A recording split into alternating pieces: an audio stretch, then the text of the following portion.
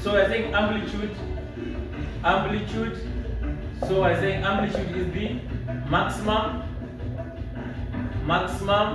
point on your graph. So this is what we call the amplitude. It is the maximum position on your graph, rather be it the graph of sine, the graph of cos, or the graph of tan. The amplitude is the maximum point on your graph. Then let's move to period.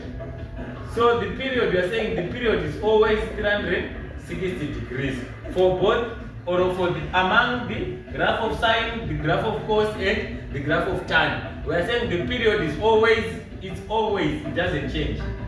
It's always 360 degrees. Then we go on to the range. So the range now is the difference between minimum and maximum point on your graph. So what we call range is, it is the difference between the minimum point, that is the least point, and the maximum, that means your highest point on the graph. That's the range.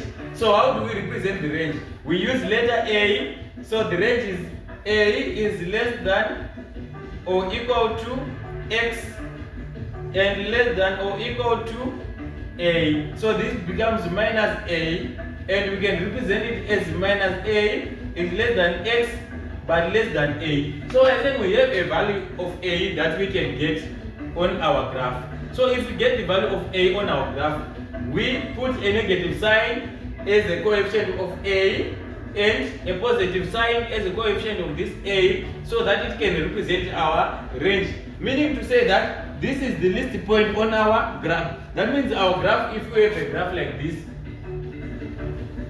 if it is like this, we are saying if this is a maximum point 1, we have another minimum point minus 1 here. So the range becomes minus 1 is less than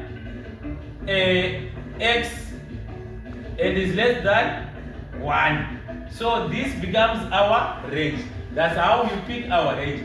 And if we have this point on our graph, is the one that we call it the amplitude. So this is our trigonometry for grade 10 level.